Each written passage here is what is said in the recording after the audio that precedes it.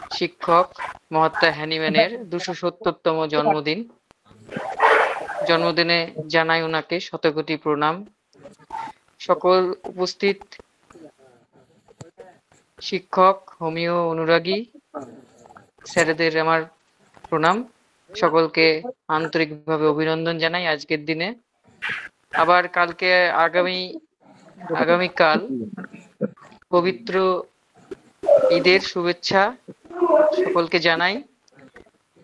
আজ আমাদের আলোচনা থাকবে মাইন্ড চ্যাপ্টার নিয়ে 28তম পর্ব। তার আগে আমাদের হোমিও দর্পণের 859তম ক্লাসে সকলকে আরেকবার স্বাগত জানাই।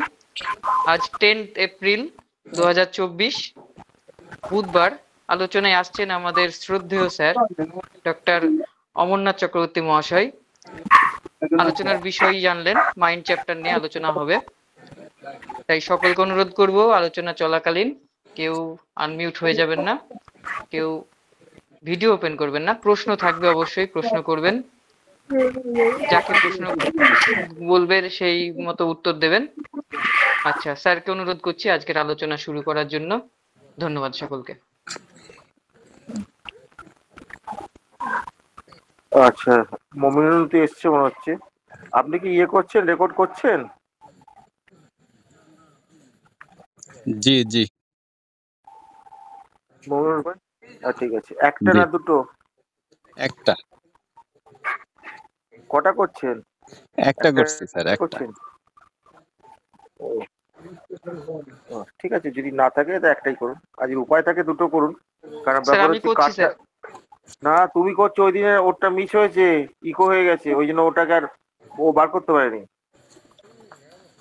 এখন ও কি অবস্থা আছে আমি জানি না মমিনুল।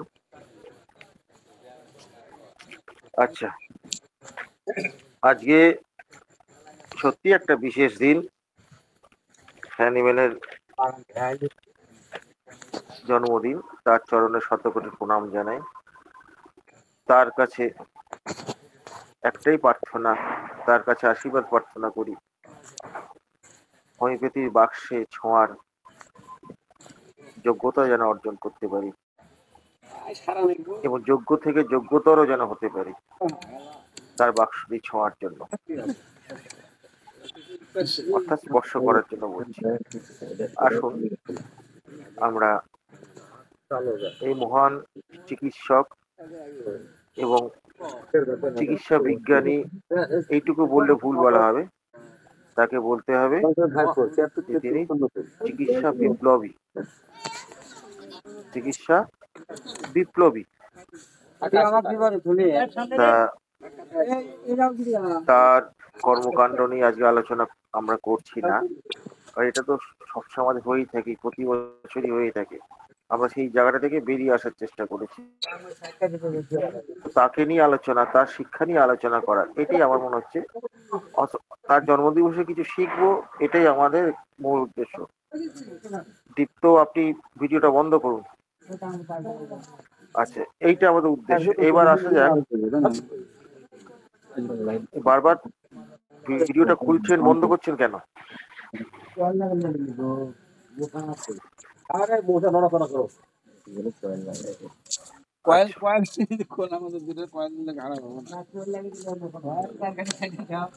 এবার তাহলে আমরা আজকে আলোচনা করব। আজকে তার জন্মদিনে একটি বিশেষ আলোচনা নিয়ে আমি আসব, এবং সেটা মূলত দীপেনের সৌজন্যেই হয়েছে। দীপেন আমাকে অনুরোধ করেছিল যে এইটা আপনি সবার সামনে বলবেন। তা একজন রোগী, সেই রোগী কে গত বছর মাসে আগস্ট, আগস্ট 8 তো আগস্টই হয় বোধ, হ্যাঁ আগস্ট মাসে প্রথম দিকে ওষুধ দেওয়া হয়েছে। পেশেন্টের রিমার্কেবল ইমপ্রুভ করেছে, উন্নতি হয়েছে, সবকিছু হয়েছে। গত কিছুদিন ধরে কয়েক মাস ধরে দেখা যাচ্ছে সিমটম বড্ড আপ ডাউন করছে। কিন্তু খুব ক্লিয়ার কাট ইন্ডিকেশন পাচ্ছি না বলে অন্য ওষুধ বা রিপিটেশন কোনোটাই করতে সাহস পাওয়া যাচ্ছিল না। এরকম একটা অবস্থায় দেখা গেল কি সে এসে তখন সে বলছে যে আমার সুগার ধরা পড়েছে, খুব হালকা সুগার। একটু চমকে গেলাম, তাই তো, তাহলে কি ওষুধ দিতে হবে? কারণ ওষুধ চলতে চলতে এটা চলে এসছে। আর সুগারের আগে কতদিন আগে দেখেছে? সে তো বললাম আমার সুগার ছিল না, বছর খানেক আগে দেখা হয়েছিল, তখন আমার সুগার ছিল। দেখলাম কোনো এক্সাইটিং কজ হয়েছে কিনা, খুঁজে পাওয়া গেল ঠিকই, কিন্তু খুব উল্লেখযোগ্য নয়। সে বলছে যে আমি এগুলো কিন্তু খুব একটা এখন আর ভাবি না। একটা সময় ভেবেছিলাম, আপনি আমাকে বুঝিয়েছিলেন, এই জন্য আমি এগুলো নিয়ে খুব একটা গুরুত্ব দিই না। তা খুব স্যাটিসফ্যাক্টরি রেজাল্ট তার কাছ থেকে পাওয়া গেল। সে তখন বলছে, এটা বললো, আর একটা জিনিস বললো, স্যার একটা কথা না বলে পারছি না, আমি স্বপ্ন দেখছি যে পণ্ডিত অজয় চক্রবর্তী, মানে ক্লাসিক্যাল শিল্পী যিনি, তিনি ওকে ফোন করে তার শরীর কেমন আছে জানতে চাইছে। ওই ছেলেটি একসময় গান বাজনা করতো, তা তাকে বলছে যে তুই তো গান বাজনা করলি না, তুই করলে তো তোর অনেক দূর এগোতে পারতিস, এইসব বললো। তার সঙ্গে গল্প হলো, তারপর স্বপ্নটা ভেঙে গেল। আমাকে এই কথা বললো। এই কথা বলার পর তার সুগার হয়ে গেছে, বিভিন্ন সিমটম চেঞ্জ হয়ে গেছে, চেঞ্জ হতে শুরু করেছে। আমি কিন্তু তাকে কোনো ওষুধ দিলাম না, যেটা আমাদের দেওয়ার নিয়ম, এই ওষুধই দিলাম। আমি তাকে ওষুধ পাল্টালাম না বা হায়ার পোটেন্সিতে গেলাম না। এই যে ঘটনাটা ঘটলো, এই ঘটনা কেন আমি এরকম করলাম, কেন নতুন ওষুধ দিলাম না বা হায়ার পোটেন্সি কেন দিলাম না, এটা কেউ বলতে পারবেন? দিলেই কেসটা সর্বনাশ হয়ে যায়, এটাও বলে দিচ্ছি, একদম সর্বনাশ হয়ে যায়। কেন করলাম না সেটা সম্পর্কে বলতে পারবেন? যে কেউ, এনিওয়ান? দীপেন, তুমি কিন্তু বলবে না, তুমি তো ব্যাপারটা জানো বাবা। একান্ত যদি কেউ না পারে তখন তুমি বলবে, তোমাকে দিয়ে বলা করাবো, তাতে সুবিধা হবে, রিপিটেশন হবে একটা। তুমি আগে বলবে না। অন্য যারা উপস্থিত আছে তারা বলুন বিষয়টা, যদি বুঝতে না পারেন তাহলে আরেকবার বলি। পেশেন্টটা অনেকদিন ধরে কি আছে, তার থুজা চলছে অক্টোবর থেকে চলছে, গত বছরে। তা এখনো তার বিভিন্ন রকম সিমটম ডেভেলপ করেছে এবং তার সুগার ধরা পড়েছে, অল্প বিস্তর সুগার ধরা পড়েছে। এবং একটা জিনিস স্বপ্নের কথা বলতে গিয়ে তখন বলছে যে আমি একটা অদ্ভুত স্বপ্ন দেখেছি ডাক্তারবাবু। তা আমি তাকে জিজ্ঞেস করে জানলাম, হ্যাঁ গান বান্না সে করতো। আমি যে অজয় চক্রবর্তী গান টান কিছু শুনেছো নাকি? না না না, অজয় চক্রবর্তী গান আমার বহুদিন শোনা হয়। আর অজয় চক্রবর্তী আমার অত ফেভারিট নয়, অজয় চক্রবর্তী ভালো লাগে, এই পর্যন্ত অত ফেভারিট। বা আমি এই ধরনের ভাবনা চিন্তাও কখনো করিনি। এটা একটা নতুন সিমটম, অবশ্যই নতুন সিমটম। এইরকম ঘটনা যদি আপনারা পান, তার পেশেন্টকে আমি কি করবো, কি করা উচিত? আপনাদের তো সব বলে দিচ্ছি, কি করবেন? নতুন ওষুধ দেবেন, রিপিটেশন করবেন, না অপেক্ষা করবেন? প্রত্যেকটার এগেনস্টে যুক্তি দিতে হবে, কেন করবেন, কিসের জন্য করবেন। প্রথম হচ্ছে এই রুব্রিকটা কি হবে, এইটা আগে বলুন। এটা একটা রুব্রিক, অবশ্যই রুব্রিক। সে তাকে কে ফোন করছে? পণ্ডিত অজয় চক্রবর্তী, ইন্টারন্যাশনাল ফিগার। তিনি ওকে ফোন করেছে, এই স্বপ্ন দেখছে। স্বপ্নটা তো একবারই দেখেছে, এইটাকে আগে রুব্রিকটা কি হতে পারে সেইটাকে বার করুন। এটা প্রথম স্টেপ, তারপর আস্তে আস্তে বেরোবে। হ্যাঁ, কে একজন হাত তুলেছেন? এমডি আলমগীর হোসেন, বলুন কি রুব্রিক? এটা তো sir dreams of dead body sir. Dead body কোথায় পেলেন? সে কি স্যার ওই যে ফোন করেছে সে কি মারা যায় না স্যার, না জীবিত? আরে বাবা, সে ইন্টারন্যাশনাল ফিগার বলছি আমি। সরি স্যার, জীবিত আছে। রীতিমতো জীবিত, এখনো গান গাইছে। আরে বাবা রে। অজয় চক্রবর্তীর নাম আপনারা জানেন না, ক্লাসিক্যাল যারা সঙ্গীত শ্রদ্ধা করে তারা কিন্তু এটা জানে। অজয় চক্রবর্তী একটা খুব নাম করা লোক, অনেক পণ্ডিত অজয় চক্রবর্তী বলা হয়। হ্যাঁ, তো যাই হোক, কি হবে, আবার এসে সে একই কাণ্ড করছে দীপ্ত চক্রবর্তী, আবার সেই ভিডিও করছে।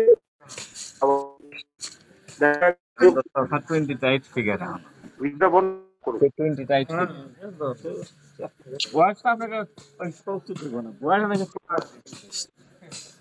আগে কইতে তাই তখন দাঁড়িয়ে যদি 2 বছর করে দাঁড়িয়ে কিনা আড়াই বছর হলে দাঁড়িয়ে ধর না হলে খেতে বলে বারবার একই কাণ্ড করছে, ওটাকে পাইতে কইতে যাতে এই লোক ডিস্টার্ব করতে পারে।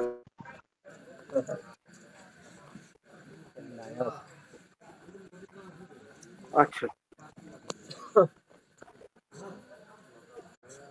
এগুলো সময় হলো কি জানেন না আমার সময় না দিবেন, ওটাকে ব্লক করে দাও, রিমুভ করে ব্লক করে দাও, ও কথা শুনবে না।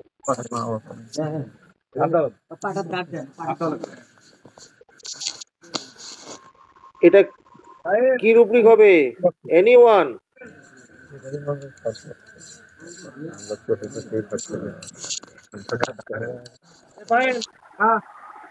কেউ বলুন, যে কোনো একজন বলুন, অনেকেই তো আছেন উপস্থিত।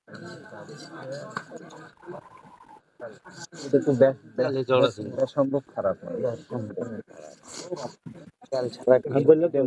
এনিওয়ান? এনিওয়ান? শিলে জিনিস আজকে পীযুষ নাই? পীযুষ নাই। 4-5 ইঞ্চি লম্বা লম্বা হলো যে কোনো একজন বলুন। কেনা নাই 12,000 টাকা বেশি দিয়ে 4 ইঞ্চি 5 ইঞ্চি লম্বা পাওয়া হলো নিলে 6 ইঞ্চি হলে তো মনে করো 20,000 টাকা বেশি। কেউ বলতে পারবেন? হাত তুলুন। দেরিতে হয়েছে পাওয়া যাচ্ছে না। দীপেন, এটা ব্যাখ্যা করে বুঝিয়ে দাও।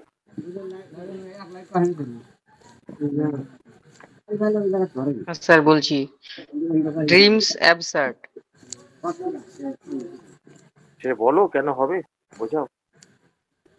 আসলে এটা একজন ইন্টারন্যাশনাল ফিগার, তার স্বপ্ন দেখছেন। তার স্বপ্ন দেখলে এটা তো অস্বাভাবিক একটা ব্যাপার। তার খবর পান যেহেতু থুজা ওখানে আছে, ওই রুব্রিকটাতে থুজাও আছে, তাহলে এরকম একটা একজন যার সাথে সামঞ্জস্যপূর্ণ থাকছে না, যে একজন অদ্ভুত মানুষ, সে তার সাথে তার স্বপ্ন দেখছে, তার যেটা অকল্পনীয় ব্যাপার। এবার যদি এটা ওই ওই স্লিপের আন্ডারে ড্রিমসে অ্যাবসার্ড প্রথমেই আছে, যেটা দেখলাম সেখানে পাওয়া যাবে। কেননা যখন ওই যদি থুজা যদি প্রেসক্রাইব হয়, থুজার ওষুধটি প্রথমে প্রয়োগ হয়েছিল, তার মানে ওই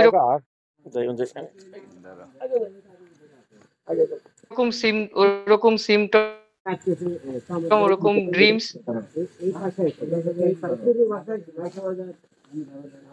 আভাস পাওয়া যাচ্ছে তার ড্রিমস এর মধ্যে দিয়ে।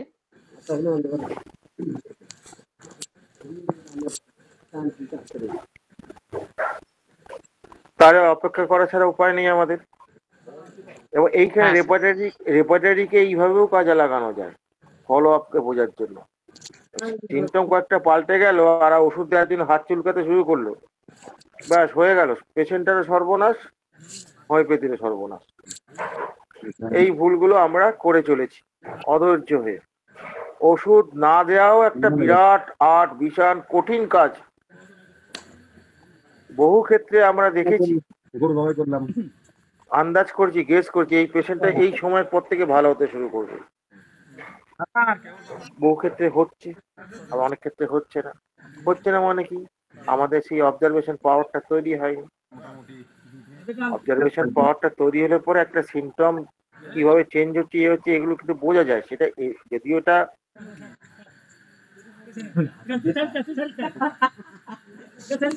উচ্চ স্তরের বা করতাম, খুঁজে পেতাম না, অনেক কিছুই হয়েছে, কিন্তু এখন খুঁজে পাওয়া যাচ্ছে। কিন্তু পাওয়া গেলেও সবসময় সোজাভাবে তো সে পাওয়া যাচ্ছে না, তাকে বোঝা বড়ই মুশকিল। এবার দেখা যাচ্ছে কি আমরা ওই শিখেছি কি যে নতুন সিমটম যদি আসে তাহলে আমরা ভাববো ওষুধটা হয়তো ভুল হয়েছে, কিন্তু গত বছর আগস্ট মাস থেকে যে ওষুধটা হোমিওপ্যাথিক্যালি কাজ করলো, সে তার চরিত্র বদল করে ভুল করতে শুরু করলো। এটা অসম্ভব, এটা মানুষের পক্ষে সম্ভব। নিয়ম বা নীতি কখনো এইভাবে চরিত্র বদল করে না। নীতি যে কোনো অবস্থায় তার নীতিটাকে খাড়া রাখে এবং নীতির পতাকা সে তুলে রাখে। আর এই নীতিভিত্তিক চিকিৎসা ব্যবস্থাটাই তো হ্যানিম্যান করেছে। ফলে নীতি চিরদিন আমাদের মাথায় থাকবে। ফলে এই ক্ষেত্রে তখন আমাদের তাহলে ওষুধ দিলেই কিন্তু অন্য কোনো ওষুধ দিলে বা রিপিটেশন করলে পেশেন্টটা সর্বনাশ হয়ে যাবে। কারণ সুগার বলেছে, আরো ভয়ের ব্যাপার, সুগার হয়েছে, অল্প হয়েছে যদিও।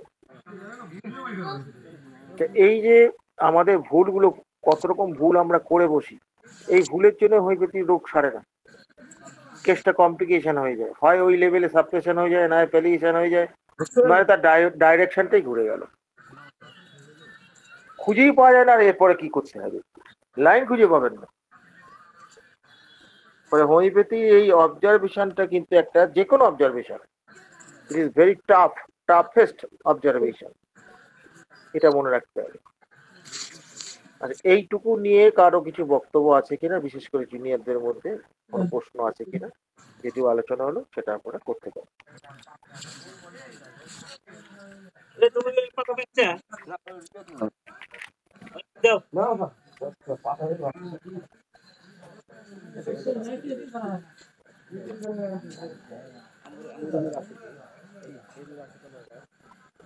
এইটুকু নিয়ে কারো কোনো বক্তব্য আছে?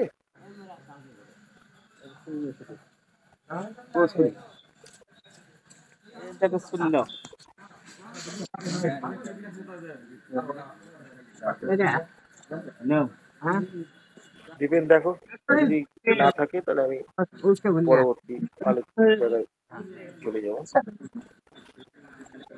আচ্ছা, যতটুকু আলোচনা হলো, কেউ যদি কিছু বলতে চান বলতে পারেন, কোনো প্রশ্ন থাকলে করতে পারেন, না হলে পরবর্তীতে আমরা চলে যাব।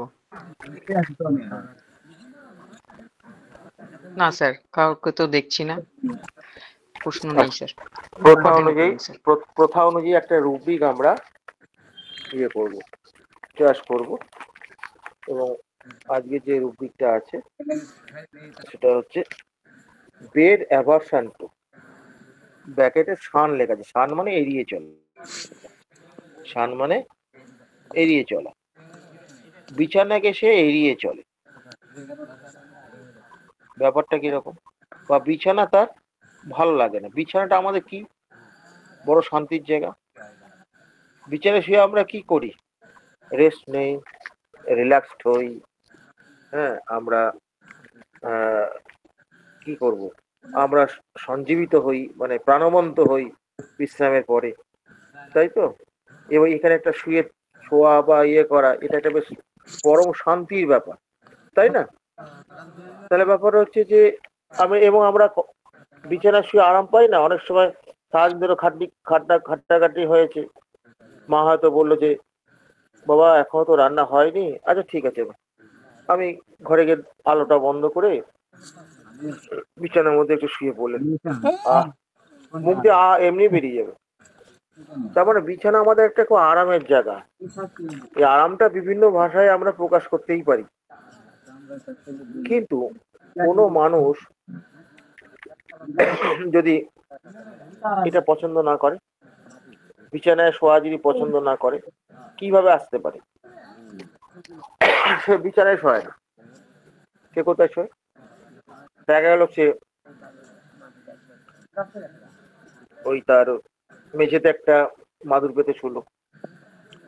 এবার যদি সে প্রচন্ড গরমের জন্য সে মাদুর পেতে শুলো, সেটা হিসেবে বলে হবে না, কিন্তু সেটারও তো একটা কন্ডিশন হয়ে গেল। প্রচন্ড গরম এটা করতেই পারে, বিছানাটা গরম হয়ে যায়, তো আলাদা কথা। কেউ দেখা গেল তার ওই ইয়ের মধ্যে, বেঞ্চির মধ্যে শুয়ে ঘুমিয়ে পড়লো। কেউ হচ্ছে কি অনেকেই আছে সে রিল্যাক্স চায় না, রেস্ট নিতে চায় না। আমার একটা মনে পড়ে, একটা ওয়ার্ল্ড বিশ্ব রেকর্ডের একটা ঘটনা মনে পড়ে। ফ্রান্সের একজন নার্স, উনি ঘুমোতেন না, ঘুম তার পছন্দ না। তিনি 8 ঘন্টা চেয়ারে বসে একটু চোখটা বুজে ঝিমিয়ে নেই, বাকিটা সময় তিনি কাজে ব্যস্ত না, তার কোনো ক্লান্তিও ছিল না। এই জন্য তাকে নিয়ে গবেষণা হয়েছে। তো ফলে ব্যাপার হচ্ছে যে এই যে আমরা কি চাই, আমরা বড় ইয়ে করে মানে পরিশ্রম করে এসে আমরা রেস্ট নিতে চাইছি বা ঘুমোতে চাইছি। হ্যাঁ, ঘুমোতে চাইছি বা ঘুমিয়ে আমরা একটু আরাম নিতে চাই। ঘুমানোর পেছনে কারণটা কি? আরাম পাওয়া। তা আরাম আছে তো, বিছানা মানেই তো আরাম। কখন যাব বিছানায়, সারাদিন খুব খাটাখাটনি করেছি, অনেক কিছু পরিশ্রম করেছি।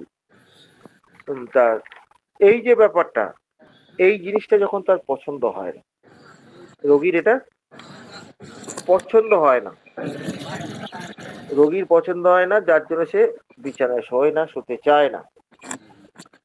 এটা আছে। আবার কিছু পেশেন্ট আছে, এরপরেই দেখবেন এখানে বলা আছে ডিজায়ার রিমেনিং, বিছানার মধ্যে সে থাকতে চায়,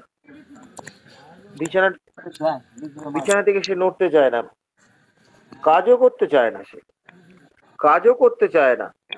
হ্যাঁ, সে এত রেস্ট ডিজায়ার করে, তার রেস্ট হয় না। এই ঘুম থেকে উঠলো, উঠে উঠে হয়তো মুখ টুক ধুলো, ধুয়ে একটু চা বিস্কুট খেলো, খেয়ে আবার ঘুমিয়ে পড়লো, আবার ঘুমিয়ে পড়লো। তারপর কি করলো, আবার গিয়ে বিছানার মধ্যে সে ইয়ে করে, বিছানাটা যেন কিছুতেই ছাড়তে চাইছে না, বিছানা যেন তার তীর্থক্ষেত্র, বিছানা থেকে সে বেরিয়ে আসতে চাইছে না। এবং আসলে এই পজিশনটা, এই বিছানায় থাকার যে আনন্দ আরাম, এইটা সে এত পছন্দ করে, সে কিছুতেই তার ওই জায়গাটা চেঞ্জ করতে চায় না। সে ওখানে গিয়ে ঘুমোয়, ওখানে বিশ্রাম নেয়, ওখানে সবকিছু করে, কোনো কাজে কমে যেতে চায় না। হ্যাঁ, এটা একটা কুড়ে কুড়ে হতে পারে, কিন্তু কুড়েমি ব্যাপারটা আলাদা। কুড়েমির সঙ্গে তফাৎ এখানে। এখানে সে কুড়েমি ব্যাপার, সে কাজের বয়সে কুড়েমি করে, কাজ করতে যাবে না বলে সে কাজ করতে চায় না, কাজ করতে তার ভালো লাগে না। ব্যাপারটা এখানে তা নয়, কিন্তু এখানে ব্যাপারটা হচ্ছে যে তার ওই রেস্টটা দরকার সে মনে করছে, তার বিশ্রামটা দরকার মনে করছে। হয়তো দরকারটা এক্সেসিভ হয়ে যাচ্ছে, কিন্তু সে ওখান থেকে বিছানা থেকে বিশেষ নড়তে চায় না। মানে এখানে কতগুলো জিনিস দেখতে হবে। অসুস্থ মানুষ এরকম হতে পারে, হ্যাঁ, কোন রকম শোক পেয়েছে কিনা দেখতে হবে, যে কেন সে বিছানা নিল, বিছানা থেকে কোনো জায়গায় যেতে চাইছে না, কারোর সঙ্গে ইয়ে করতে চাইছে না। অনেক কিছু ফ্যাক্টর এখানে জড়িয়ে আছে। এই বিছানা, এই যে বেরোতে চায় না, এই পেশেন্ট আমি পাইনি আমার লাইফে। কিন্তু বিছানায় শুতে চায় না, এই পেশেন্ট আমি অনেক পেয়েছি। আমাদের যে আমার যে চেম্বারে উল্টোডাঙায় পেশেন্ট, বহু পেশেন্ট আছে ওই ডাল মিলের টিনের চালে শোবে, কিছুদিন ও বিছানায় ঘুম আসে না, ও বিছানা আমাদের ভালো লাগে না। ও তা টিনের চালটা কি খুব ভালো মনে করেছেন, উঁচু নিচু আছে, ওর মধ্যে বিছানায় করে আরামসে ঘুমোচ্ছে, নাক ডেকে ঘুমোচ্ছে। তো এরকম লোক বেশ কিছু আছে, এবং ওইখানে ওটা দেখা যায়। ওরা, ওদের কিন্তু ঘর আছে, খাট আছে, বিছানা আছে, উনি কিন্তু ওখানে শোন না। এরকম পেশেন্ট আমি পেয়েছি, কারণ ম্যালেরিয়ার পেশেন্ট আমি পেয়েছিলাম কিছু, সেই জন্য ম্যালেরিয়ার চিকিৎসা করতে গিয়ে তখন জানলাম আমি শোন কোথায়। মশারি টাঙিয়ে শুতে পারে না, ওটা মশারি হাসছে তখন, মশারিতে এরা সব টাঙিয়েছে, আমি বিছানায়। কেন,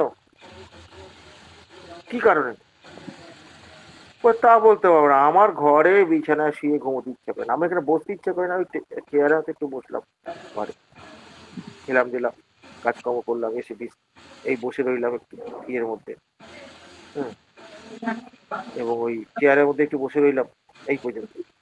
খুব ক্লান্ত হলো, তারপরে কি হলো, ঘুরতে বেরিয়ে চলে গেলাম। কেন? তো ঘুমিয়ে কি হবে, ঘুমিয়ে দরকার। তো কখন ঘুমোবে সে? রাত্রে কি করে? রাত্রে ঘুমোই, ওই তাস ফাস খেললাম, ইয়ে করলাম। তো ঘুমটা কেমন? আপনার ঘুমোতে ইচ্ছা করে না বলছেন, তো ঘুমোনো কি করেন আপনি? জিজ্ঞাসা করতে করতে করতে করতে বেরোলো কি যে ওই রাত্রিবেলা আমি টিনের চালে চলে গেলাম, ওখানে গিয়ে বালিশ নিয়ে একটা ইয়ে করে শুয়ে পড়লাম। আমার ওইখানে শুলে ঘুমটা এসছে, অন্য কোনো জায়গায় শুলে আমার ঘুম আসে। এই যে ব্যাপারটা, যেটা বিছানা, তার ওই যে নিজের ঘরের বিছানাকে সে অ্যাভয়েড করছে, ওখানে যে টিনের চালের উপর যেটা শুচ্ছে, টিন তো জানেন কেমন, উঁচু নিচু ঢেউ খেলানো থাকে, সেখানে সে কি করছে, একটা সামান্য একটা চাদরের মতন পাচ্ছে, একটা বালিশ দিচ্ছে, দিয়ে ঘুমিয়ে যাচ্ছে। তো এই যে পেশেন্টটা যেটা, এই পেশেন্টটা কিন্তু বেড অ্যাভারশন টু, এখন একটা প্রশ্ন আসতেই পারে, বেড অ্যাভারশন টু, তাহলে সে তো ওইটাকে বিছানা বাজিয়ে ঘুমোচ্ছে, তাহলে কেন বেড অ্যাভারশন টু হবে? ওটা কি বিছানা? ওটা তো বিছানা নয়। প্রকৃত বিছানা বলতে যা বোঝায়, বিছানা বলতে আমরা কি বুঝি? বিশ্রাম নেওয়ার জায়গা, রিল্যাক্সের জায়গা, হ্যাঁ, বিশ্রাম পাওয়ার জায়গা, এইটা তো আমাদের বিছানার ভাবনা, বিছানা সম্পর্কে এইটা মেলে না। এরকম পেশেন্ট কিন্তু পাওয়া যায়, কিছু কিছু আছে যারা বিছানায় থাকতে পারে না। এরকম পেশেন্ট আমি পেয়েছি, রাস্তার ধারে শুয়ে থাকে, রাস্তার ধারে শুয়ে থাকে, একটা চাদর গা দিয়ে শুয়ে ঘুমো রাস্তার ধারে। ওই একটা ইয়ে নিয়ে আসে কাঠের, ওই 6-3, আমি এখানে কেন শোন, ওটা আমার ভালো লাগে, আমার বাড়িতে আমার ভালো লাগে না, বাড়িতে শুতে তার ভালো লাগে না, সে বলছে এই কথা। তো এরকম পেশেন্ট আমাদের কিন্তু এই উল্টোডাঙ্গা ওই এলাকায় পাওয়া যায়, এবং প্রথম প্রথম ভাবতাম এটাই স্বাভাবিক বোধহয়। তো তারপর আমি দেখলাম যে না, ওখানে যারা কাজ করে সবাই টিনের চালে তো শোয় না, তাদের কাছে বলতো টিনের চালে কিসের জন্য শোবো, উঁচু নিচেও শুয়ে ঘুম আসবে না, শোয়া যায় না, ঘুমানো যায়। এই লোকগুলো কি করে ঘুমায়, বড়ই অদ্ভুত ব্যাপার। যখন ওই ওদের মতামতটা যখন পেলাম, তখন আমার টনক নড়লো, ব্যাপারটা কি আসলে। ফলে আমি যে একটা কথা বলি না, পেশেন্ট আপনাকে শেখাবে, আপনার ঘাটতিগুলোকে দেখিয়ে দেবে। তা এরকম পেশেন্ট আপনার কিন্তু পেতে পারে। আজকে আমি এইটা নিয়ে এইটুকুই বললাম। এটার উপরে কারো কোনো যোগ করার থাকলে বা কোনো প্রশ্ন করার থাকলে অবশ্যই করতে পারে। এই রুব্রিকটা ওর দুটো সাব রুব্রিক আছে, ও দুটো একটু করিয়ে দে। জাম্পস আউট অফ ওয়ান ওই বেডের যে সাব রুব্রিক দুটো রয়েছে, ওটাকে আমি বাদ এড়িয়ে যাওয়ার চেষ্টা করছিলাম, ওকে ধরিয়ে দিচ্ছি। Jump out of wants to destroy himself but lack of courage. এটা একটা মজার ব্যাপার আছে। এটা কোন সিন, কোন মায়াজাম হবে কে বলতে পারবেন? সে জাম্প করেছে, মরে যাবে ভাবছে, নিজেকে ধ্বংস করে ফেলবে, কিন্তু তার সাহস নেই। কোন মায়াজামের আন্ডারে হবে? এনিওয়ান? সোরা সোরা সোরা সোরা স্যার।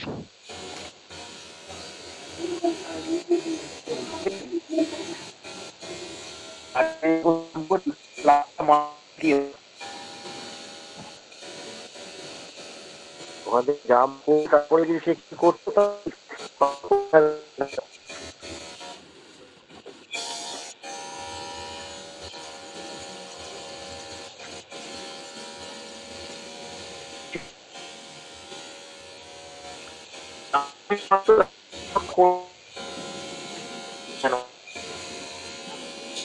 স্যার কথা বুঝতে অসুবিধা হচ্ছে। শোনা যাচ্ছে না স্যার।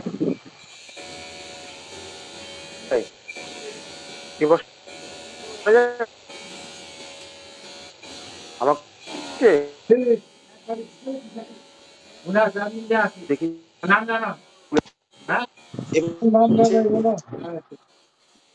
না স্যার, শোনা যাচ্ছে না।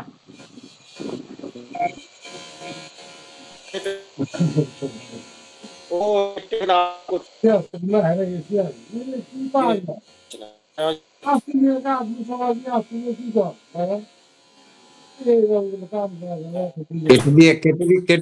কেটে দিয়ে ঢোক, ইগো হয়ে যাচ্ছে, ডবল হয়ে গেছে, কেটে দিয়ে ঢোক,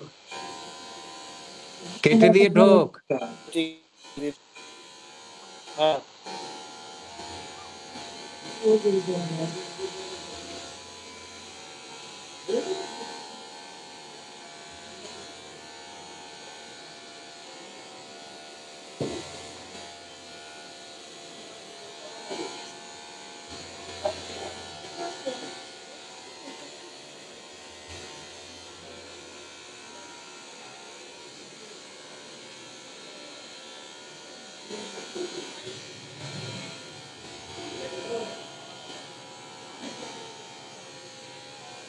অমর মিউট হয়ে আছিস তো,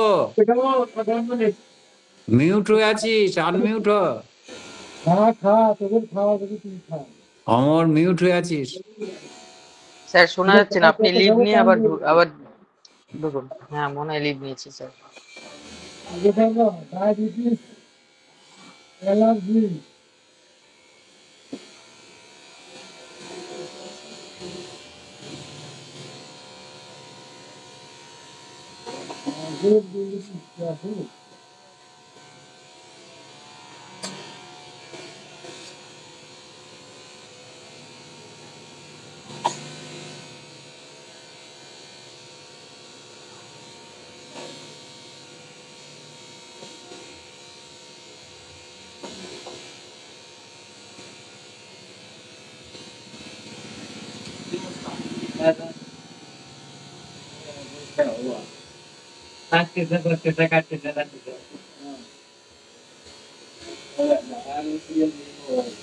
এখনো তো স্যার আসলেন না, ইন্টারনেটের সমস্যা হতে পারে।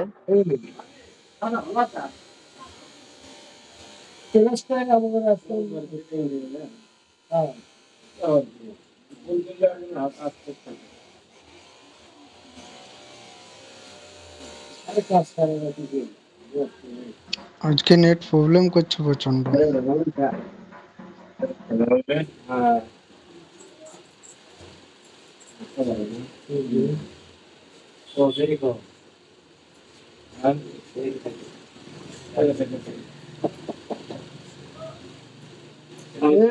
এই কাম দেখে দোকানদার মাথা খারাপ হয়, এত কাম 1000 টাকা ভাড়া করে তাহলে এই যে একটা কথা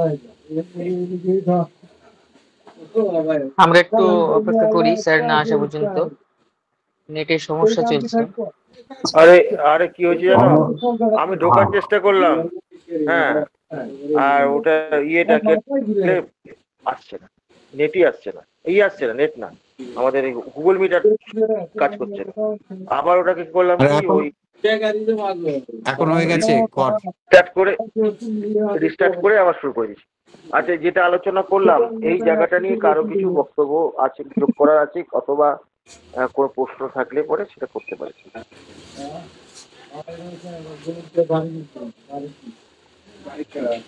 ও তো বললো যেটা একটা শরীর সিমটম, ওটা তো বলেছে, আমি তারপরে লাভ দিয়ে যদি যে পড়ে যায় জাম্প করে, তাহলে তখন ওটা কোন মাস যাবে আন্ডারে আসবে।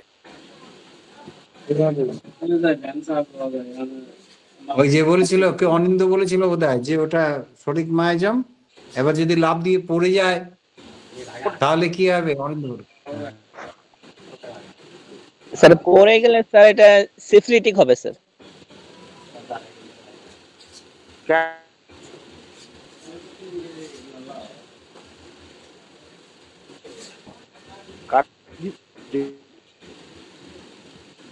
স্যার বুঝতে পারি না কি বললেন। স্যার সাউন্ড সমস্যা হচ্ছে স্যার।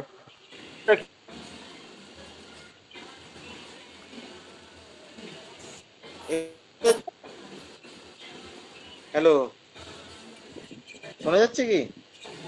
বলছি স্যার আমি যে স্যার শরিক সিমটম বললাম এটা কি ঠিক আছে?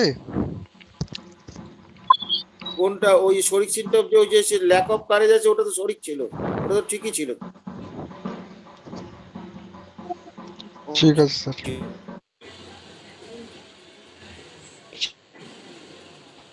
যে ঠিকই বলেছে, ঠিকই বলেছে, কিন্তু যুক্তিটা কি? আমি বলেছি হয়ে যেতে অ্যানিম্যাল তো সেইটাই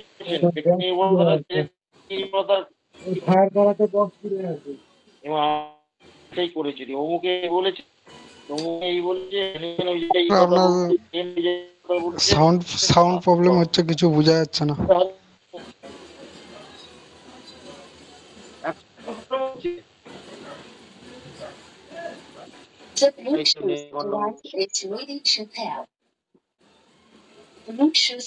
খুব সমস্যা হচ্ছে স্যার।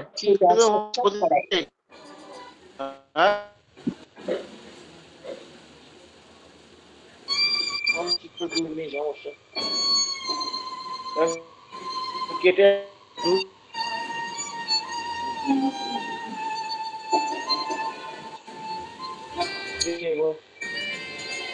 গানটা একটু বন্ধ হয়। আচ্ছা, মোবাইল একটা রেকর্ডিং।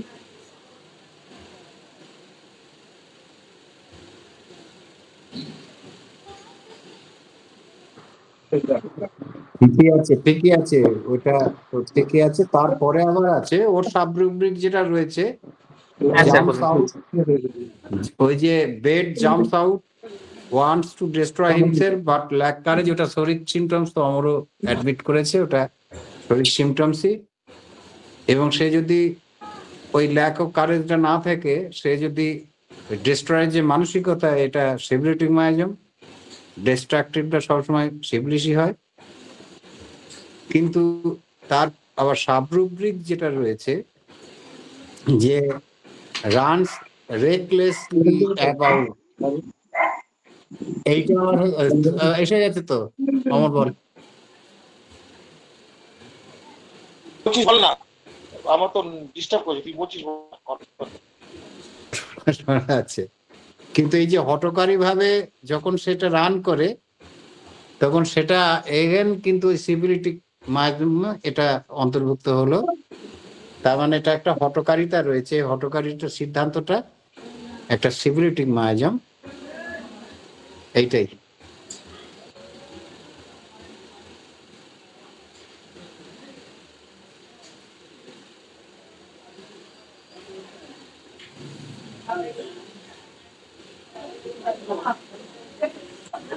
স্যার মিউট হয়ে আছে।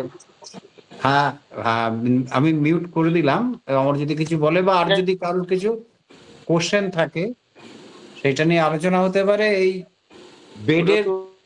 বেডের রুব্রিক এবং সাব রুব্রিক গুলো সব হলো, এবং এই বিষয়েতে আর যদি কিছু আলোচনা করার থাকে বা জিজ্ঞাসাবাদ থাকে, সেগুলো চলতে পারে। এইটাই, ঠিক আছে, ওভার করে দিলাম। আমি বল স্যার বলে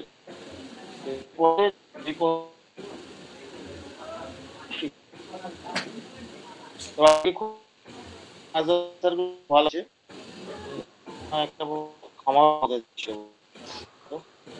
স্যার আজকে আমি তো না জানি না, বলতে পারছি কথা স্যার ক্লিয়ার আসছে না স্যার। আবার আসছে না, এবার পাচ্ছি, মাঝে মাঝে চলে যাচ্ছে এরকম। এবং এখানে ইয়েটাও যাচ্ছে, মাঝে মাঝে যাচ্ছে, আসছেই করছে। স্যার কন্টিনিউ করুন, এখন পাচ্ছি। সে জানা পড়লাম আমি, আমার তো যাচ্ছে, আসছে তো। এই এখন ক্লিয়ার হচ্ছে, এখন বল, এখন ক্লিয়ার হচ্ছে বল। আরে আমার তো কি বলবো, জানলা টানলা সব খোলা, আমি দোতলায় আছি, তাও যদি না হয় কি করি আমি বল। দিগম্বর হয়ে যেতে হবে, ঠিক আছে বল, শোনা যাচ্ছে বল।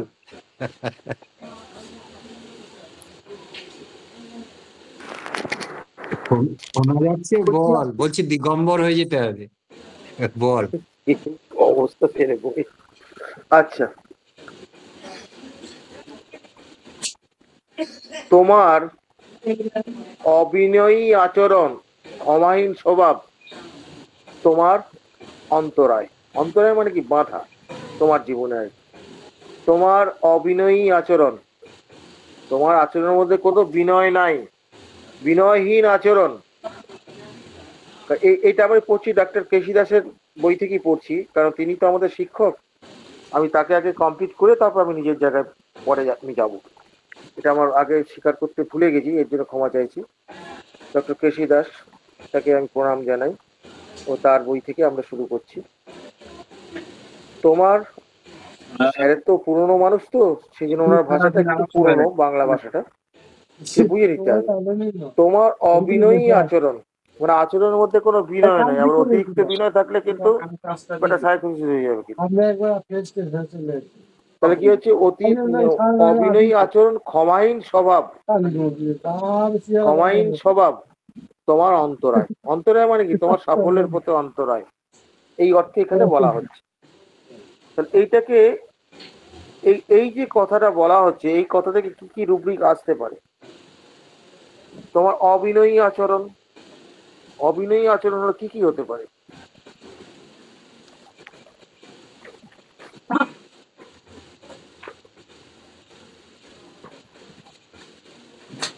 ভাবুন এই জায়গাটা।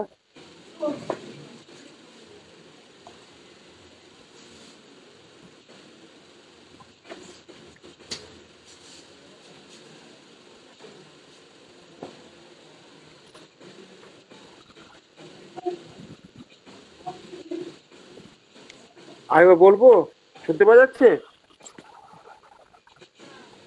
তোমার অবিনয়ী আচরণ এবং ক্ষমাহীন স্বভাব তোমার অন্তরায়। এর এর ইনার মিনিংটা বুঝতে পারলে আপনি করতে পারবেন।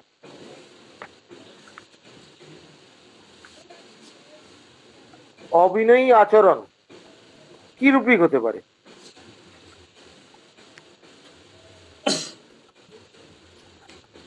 একটা একটা করে আসি। অবিনয়ী আচরণ কি কি রূপিক হতে পারে? কি বা কি কি রূপিক হতে পারে?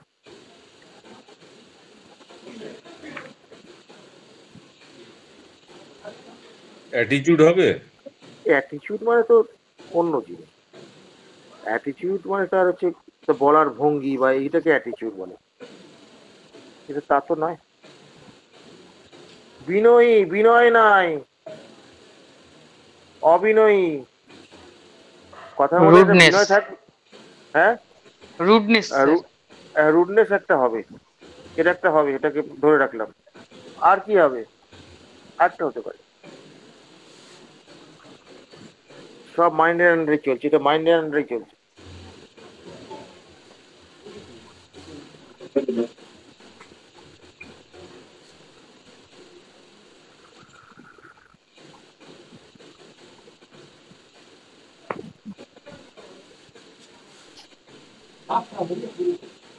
আর কেউ বলতে পারবেন?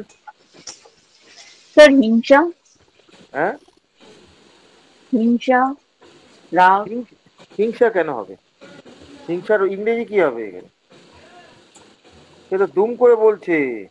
সে কি বলছে? ওই যে কি না, এখানে কি বলছে? তার অবিনয়ী আচরণ। তার আচরণের মধ্যে কোনো বিনয় নেই। এরকম তো পেশেন্ট কেন, মানুষও তো পাবে না। সবাই কি বিনয় সহকারে কথা বলে? তা তো বলে না। তাহলে কি করে হবে? স্যার আপনি বলে দিন। বলবো তো বটেই। তাহলে কি হবে এখানে? অ্যাব্রাপ্ট। অ্যাব্রাপ্টের মধ্যে অ্যাব্রাপ্ট ব্যাপারটা কিরকম?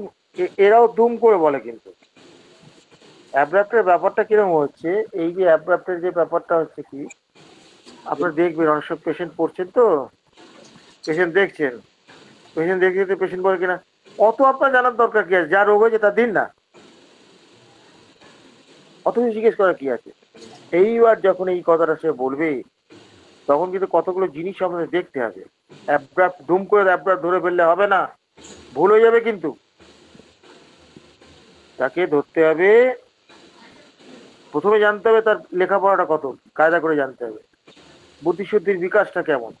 কারণ যার বুদ্ধি ভালো আছে সেইভাবে ডাক্তারের সঙ্গে কথা বলবে না, বা শিক্ষকের সঙ্গে কথা বলো, শিক্ষক তাকে বোঝাতে চাইছে, তাকে বলে সাধারণত এইটুকু যেটা বোঝাতে, এইটুকু বলেছে এইটুকু বুঝে দেবো, অত বোঝাতে হবে না, ওসব পরে হবে।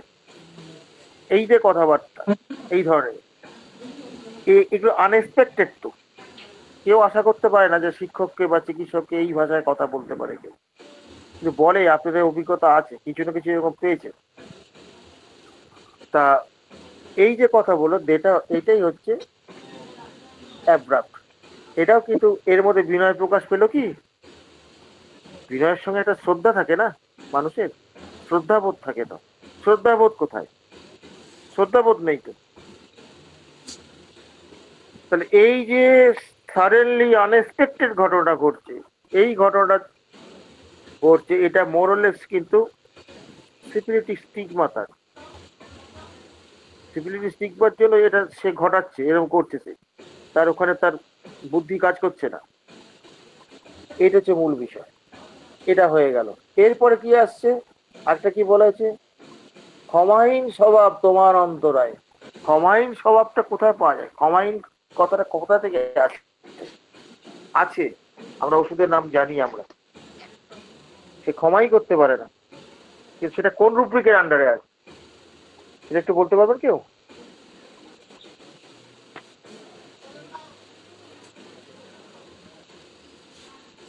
আমি কয়েকটা পেশেন্ট এরকম আমি ভালো রেজাল্ট পেয়েছি ওষুধটা দিয়ে। তার মূল বক্তব্যই ছিল আমি ক্ষমা করতে পারি। নাইট্রিক অ্যাসিডের মধ্যে এরকম একটা সিমটম আছে। আছে তো, অবশ্যই আছে, কিন্তু সেটা রুব্রিকটা কি, কোন রুব্রিকের আন্ডারে আছে এটা? কেন্টের লেবরেটরিতে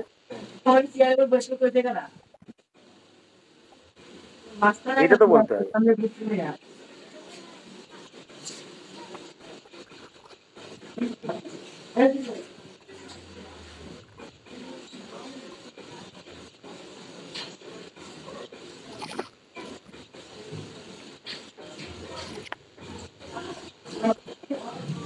বলতে পারবেন কেউ?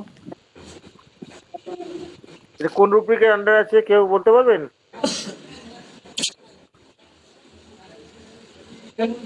নাইট্রিক অ্যাসিড তো জানেন আপনারা সবাই। সে ক্ষমা করতে পারে না, আনমুভড বাই অ্যাপোলজি। ক্ষমা চাইলেও সে ক্ষমা করতে পারে না, সে এত বেয়ারা। তার হাতে পায়ে ধরে ক্ষমা চাইলেও সে ক্ষমা করতে পারবে না তাকে কোনোভাবে। অ্যাকচুয়ালি সে মানসিক রোগী তো।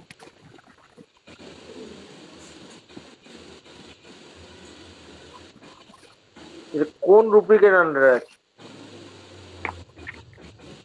দীপেন বলতে পারবে? Sir hatred. Hatred, yes. Hatred বলতে তুমি কি বোঝো বাবা? ঘৃণা অ্যাকচুয়ালি এটা।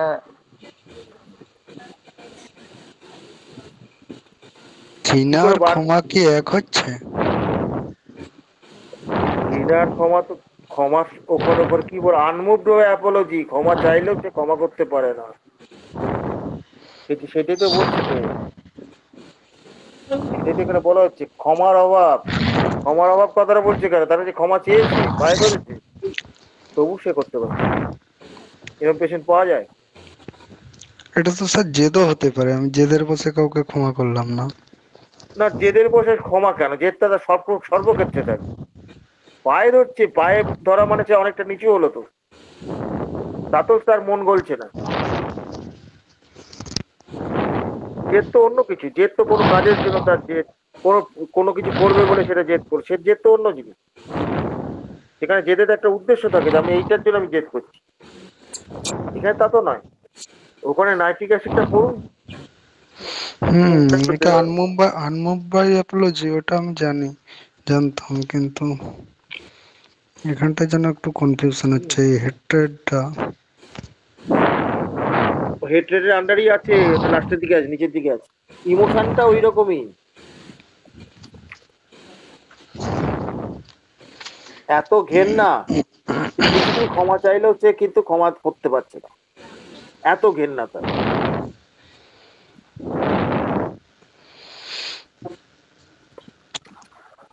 আচ্ছা, এটা গেল। আর কি একটা করবো? স্যার আগের যেটা ওই অ্যাবরাপ্টের ওইটা অ্যাবরাপ্ট যেটা আছে ওইটাতে স্যার যদি পেশেন্ট ধীর স্থির হয় কিন্তু সে আকস্মিক উত্তর দিচ্ছে, এই জায়গাটা আমার একটু কনফিউশন লাগছে স্যার। না, হঠাৎ করে তোমাকে বলবে তো, অত কিছু জানার দরকার কি আছে? এইবার সেইখানে বুঝতে হবে, সে হয়তো দেখা যাচ্ছে কাউকে যাবে বলে কথা দিয়ে এসছে, সে যাবে, এখানে দেরি হচ্ছে, সেই জন্য এরকম বলে বসলো। আবার এমন হতে পারে সে লেখাপড়া অতটা জানে না, সেই জন্য সে বলে বসলো। কথাটা বুঝতে পেরেছো? বা তার হচ্ছে কোনো জায়গায় অ্যাপয়েন্টমেন্ট আছে, সেখানে যাবে, তার জন্য বলে বসলো। এইগুলোকে মাইনাস করতে হবে। মাইনাস করার পর অ্যাটেন্ডেন্স থেকে জানতে পারে, হ্যাঁ এরকম আলটপকা কথা বলে, দেখবে আলটপকা কথা বলে, এরকম বলবে, অ্যাটেন্ডেন্সটা বলবে ওকে, স্যার কিছু মনে করবে না, ওই রকম আলটপকা বলে ফেলে, ওর কথা কিছু মনে করবেন না, ওর একটু বুদ্ধি কম, এরকম বলে। কিন্তু পেশেন্ট বলে, এগুলো কোনদিন অভিজ্ঞতা হয়নি তো আমাদের তো অভিজ্ঞতা অনেকবার হয়েছে। হ্যাঁ হয়েছে স্যার, ওরকম কথা বলেছে, ওষুধ দেন এত কথা জিজ্ঞাসা কি আছে, হঠাৎ করে বলে দিল আছে স্যার এরকম। এবার ছাড়ুন তো, যা পারেন এখান দিয়ে দিন, আর আমি কথা বলবো না। হায় কপাল আমার। আর আমাদের মতো বেয়ারা লোকের পাল্লায় পড়লে তো মুশকিল আছে, কিন্তু পেশেন্ট তো বলে, জুনিয়র তো ঘাবড়ে যাবে, আরে বাবা এই পেশেন্টটাকে কি করে কায়দা করতে পারি। কিছু পেশেন্ট এরকম থাকে তো, পেশেন্টকে আপার হ্যান্ডে মাথায় তুললেই বিপদ হয়ে যাবে, সে কিন্তু বলবে না, সে তোমাকে মুরলি করবে, তোমার উপর মুরলি করবে, তোমার উপর ইয়ে করবে। পেশেন্ট রোগীকে রোগীর জায়গায় রাখতে হবে, ডাক্তারকে ডাক্তারের জায়গায় থাকতে হবে, প্রত্যেকের জায়গা নির্দিষ্ট। তুমি যদি সেটা না মেনটেন করতে পারো তাহলে মুশকিল হয়ে যাবে। রোগী কিন্তু তোমার উপর চাপিয়ে বসবে, অনেক কিছু কথা সে বলবে না। আর রোগীর কথাটা বার করাটাই হচ্ছে আর্ট। যত তাকে কথাটা বলাতে পারবে, বিশেষ করে মেন্টাল সিমটম গুলো যত বার করতে পারবে, তত রোগীর পক্ষে মঙ্গলদায়ক একটা ওষুধ নির্বাচন করতে পারবে। আর ওষুধের শোনো, আমরা তো ভালো করে জানি সিমিলিমাম একটাই হয়, সিমিলার অনেকগুলো হতে পারে। আমাদের টার্গেটটা হচ্ছে সিমিলিমাম।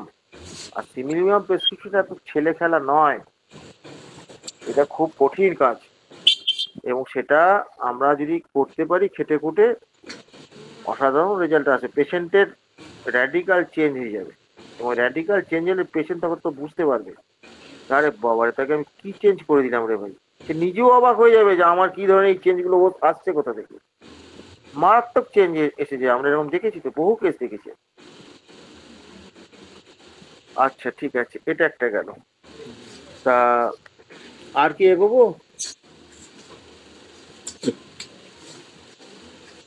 না এখানে বন্ধ করে দেবো, রাত তো হয়েছে, আজকে একটু গন্ডগোল হয়ে গেছে। থাক স্যার, আর না এগোনোই ভালো।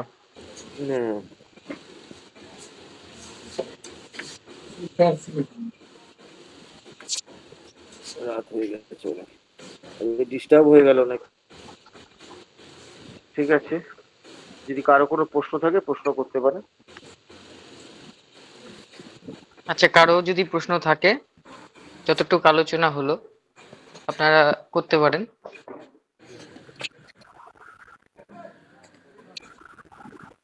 কারো কি কোনো প্রশ্ন আছে? হ্যাঁ অমরদা, ওই হ্যাঁ অ্যাব্রাপ্টের স্যার। মাত্র দুখানা মেডিসিন আছে। কোনটা? ওই অ্যাব্রাপ্টে দুটো মাত্র মেডিসিন আছে। দুটো মাত্র মেডিসিন আছে তো এখন ব্যাপার হচ্ছে যে এই রুব্রিক গুলো আমরা পেশেন্টের মধ্যে পেলে আমরা লিখবো, কিন্তু ঘটনা হলো ওই দুটোর মধ্যে যদি রূপ না আসে তাহলে ওটাকে বাদ দিতে হবে। এমন কিছু স্ট্রাইকিং সিমটম আছে, স্ট্রাইকিং সিমটম থাকে তো কিছু কিছু, স্ট্রাইকিং সিমটমটা ওর যদি ওটার মধ্যে থাকে, ওরকম দুটোর মধ্যে থেকে হয়ে যেত, কোনো সময় একটা রুব্রিক থেকে সেখান থেকেও প্রেসক্রিপশন হতে পারে, আবার 10টা থাকলে সেখান থেকে হয় না। এটা তো রুব্রিকের প্রাঞ্জলতার একটা ব্যাপার আছে, রুব্রিকটা কতটা পিকুলার ভাবে উত্থাপিত হলো, তার ইন্টেন্সিটিটা কতটা জোরালো ভাবে উপস্থিত আছে পেশেন্টের মধ্যে, কিভাবে প্রকাশ পাচ্ছে, এই যে ফ্যাক্টর গুলো, এইগুলো পেশেন্টের কাছ থেকে তো কথা বলতে বলতে আদায় করতে হবে, একদম গল্পের ছলে আদায় করতে হবে, মানে গুরুত্ব কতটা সেটা দেখতে হবে।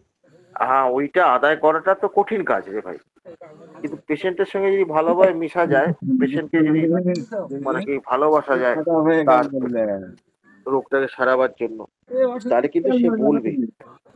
পেশেন্টটা তো বলে বলে ক্লান্ত, রোগ তো আর তার সারছে না, আর ডাক্তাররা মুখে যা বলে পেশেন্টে তার উল্টো কাজ করছে। রুগীরা এটা তো বলতে পারে না ডাক্তারদের মুখের উপরে, কারণ তার একটা রুচিতে বাজে, সাধারণত বলে না, তখন তাকে অপছন্দ হলো, তাকে ছেড়ে অন্য একজন ডাক্তার কাছে চলে গেল। এইটা তো ঘটনাটা হয়। সবসময় যে রুগীরা দায়ী তা তো নয়, কিন্তু যদি কোনো ডাক্তার আন্তরিকভাবে চেষ্টা করে, আমি তো আমার জীবনে আমি রোগীদের কাছ থেকে বিরাট সহযোগিতা পেয়েছি। আমার প্রথম জীবনে আমি যখন কত ভুল করেছি, না বুঝে করেছি, হ্যাঁ তা কি বহু পেশেন্ট আছে, তুমি আরেকবার চেষ্টা করে দেখো, আপনি আরেকবার চেষ্টা করে দেখুন, আপনি তো খুব খাটেন, যদি আপনার ইয়েতে ঠিক মতন হয়ে যায় ওষুধ, তাহলে আমার সেরে যাবে, রোগটা আর ফেরত আসবে না। হোমিওপ্যাথি সম্পর্কে একটা ধারণা আছে যে একবার সেরে গেলে এই রোগ আর ফেরত আসে না।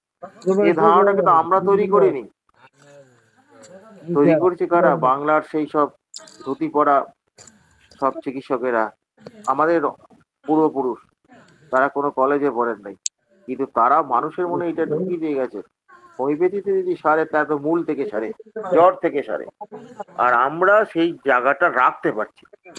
এত পণ্ডিত আমরা, অনেক কিছু পড়েছি, অনেক ডিগ্রি লাভ করেছি, আমরা করতে পারছি না। কেন? আমরা পেশেন্টের প্রতি সেই আন্তরিকতা নেই। আমরা সব পণ্ডিত হওয়ার ধান্দা করছি। রোগীর কথাগুলো শোনো, রোগী কি বলছে, রোগীর কথাগুলো শোনো, তার প্রতি যে ওয়ার্ড দেখো, সে যখন কথা বলছে তার মুখের ভাষাটা দেখো, তখন সে হাসছে না সিরিয়াস হয়ে যাচ্ছে না কাঁদতে কাঁদতে বলছে, চোখটা ভালো করে খেয়াল করতে হবে। অনেকের কান্নায় চোখ দিয়ে গড়িয়ে পড়ে না। এই কথা বলতে বলতে যদি এই যে ছোট্ট ছোট্ট সাবজেক্টিভ সিমটম গুলো, এগুলো যদি পাওয়া যায়, কটা সিমটম লাগে প্রেসক্রিপশন করার জন্য? ঝুড়ি ভর্তি সিমটম নিয়ে গেলাম, ওটা দিয়ে তো হবে না কিছু। আমাদের গুটি কয়েক সিমটম বার করতে হবে। পেশেন্ট অনেক কথা বলবে, কিন্তু কোন কথাটা ধরে আমি ওষুধটা দেবো, এই জায়গাটা যতক্ষণ না ভেতর থেকে তৈরি আসবে ততক্ষণ আপনারা কিন্তু এই এদিক ওদিক ঘুরে বেড়াবেন, সেই মানে ভেটকে থাকার মতো। একবার পেশেন্টকে ওষুধ দিলে কিছু সিমটম গেল, আবার পেশেন্ট না ডাক্তারবাবু আমার এইগুলো এরকম হয়েছে, আবার কিছু সিমটম গেল, এই করতে থাকবে। আলটিমেটলি পেশেন্টটা লস্ট হয়ে যাবে। মানে অর্গানন ভিত্তিক কথাটা বলছে। পেশেন্ট তো অনেক কিছুই বোঝেন না, রিলিফ হলে ভাবলো ডাক্তার আমাকে খুব উপকার করেছে, কিন্তু তার এই সরল বিশ্বাসের সুযোগ তো আমরা নেই, নিয়ে থাকি তো। পেশেন্টকে সত্যি কথাটা বলি না, সত্যি কথা বললে পেশেন্ট চলে যাক। আমার জীবন প্রচুর গেছে। আর কিছু পেশেন্ট আছে সত্যি কথা বলেছি বলে মাটি কামড়ে ধরে আছে, তারা নড়ে না। অনেক সময় দেখা গেল ফার্স্ট প্রেসক্রিপশন ভুল করলাম, সেকেন্ড প্রেসক্রিপশন ভুল হয়ে গেছে, তখনও বলছে আর কদিন কষ্ট করবো, একটু চেষ্টা করুন না। আমি এমন ঘটনা হয়েছে, আমি রেফার করে দিয়েছি যে আমি বুঝতে পারছি না, আমার জ্ঞান বিদ্যে অনুযায়ী ওষুধ দিয়েছি, রেজাল্ট হচ্ছে না। আমি বুঝতে পারছি না, তুমি ওখানে গেলে তো সেই চাপাই দেবে, আমরা তো বুঝি ওখানে গেলে কি হবে, আমি রিলিফ পাবো। আমি রিলিফ না, আমার সারতে চাই, আপনি আরেকবার চেষ্টা করুন। এটা আলাদা সময় যদি দেন তা আমি তাতেও রাজি আছি। পেশেন্টের সঙ্গে সম্পর্ক হলে পেশেন্ট তো আপনাকে এইভাবে শিখিয়ে নেবে, করিয়ে নেবে, খাটছে। ওই পেশেন্টকে আলাদা করে সময় দিলে কত টাকা পাবো সে চিন্তা করলে হবে। পুরোনো পেশেন্ট তো বেশি টাকা তো পাবেন, কয়েকবার ওষুধ দেওয়া হয়ে গেছে, পুরনো হয়ে গেছে, প্রথম ভিজিট তো নেওয়া হয়ে গেছে। কিন্তু পেশেন্ট সময় দিলে, সুযোগ দিলে ছাড়তে প্রাণপণে চেষ্টা করতে হবে। কারণ একটা রোগী কিন্তু কখনোই কাস্টমার নয়, তার ব্যবস্থা করতে হবে। তা আজকে হানিম্যানের জন্মদিবসে এটি আমাদের শপথ যে আমরা রোগীকে যথাযথ চিকিৎসা করব, তার সার্বিক কল্যাণের জন্য আমাদের যা করা উচিত সেটাই আমরা করব। হ্যানিম্যানের তো স্বপ্ন এটাই, সেই স্বপ্নকে সার্থক করার আমরা চেষ্টা করব, আমাদের সাধ্য মতো করবো, কারণ আমাদের সীমাবদ্ধতা আছে প্রত্যেকের, তবু আমরা চেষ্টা করবো এবং প্রতিদিন উন্নতি করার চেষ্টা করবো। এটুকু বলে আজকে বক্তব্য শেষ করলাম। ধন্যবাদ। তার কোনো প্রশ্ন থাকলে প্রশ্ন করতে পারেন। বড় ভোটে খেলাম বেশ নেই। আচ্ছা, আমরা প্রশ্ন নেব এখনো যদি থাকে কারো যদি প্রশ্ন থাকে আপনারা করুন, না হলে আমরা আলোচনা শেষ করবো এখানে। আমার এখন কোন জায়গায় বেড়ায়?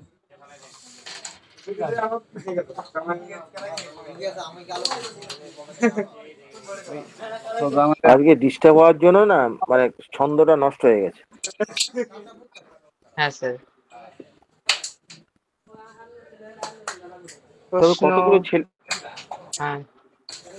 কতগুলো ছেলে কিন্তু খুব ভালো ভালো অ্যান্সার দিয়েছে, কিন্তু ওই এই তো কি একটা এভরিওয়ান কি একটা নাম ছিল, ওই ছেলেটা ভালো বললো, তারপরে ওই অনিন্দ ভালো বলেছে, চেষ্টা করেছে, তার থেকে মুখ খুললো না রে ভাই। আলমগীর চেষ্টা করছে, ভুল বলে ফেলেছে, বেশ করেছে, ভুল করতে গিয়ে ওটাও শেখা হলো, এটাও শেখা হলো, ও তো সবচেয়ে বেশি লাভবান হয়েছে। একটাই ব্যাপার, কেউ বলতে চায় না, ভুল হয় হবে কিন্তু বলতে চায় না। আমি বুঝতে পারি না কেন বলতে চায় না। আচ্ছা ঠিক আছে, আজকের আলোচনা তাহলে আমরা এখানে শেষ করছি। অনুমতি নিয়ে আমরা আবার পরে দেখা হবে আমাদের আবার। সকলকে শুভরাত্রি। ঈদের শুভ শুভেচ্ছা বিরিয়ানি। সকলকে। হ্যাঁ সকলকে ঈদের সকলকে ঈদের শুভেচ্ছা। শুভেচ্ছা। ঈদ সকল মোবারক।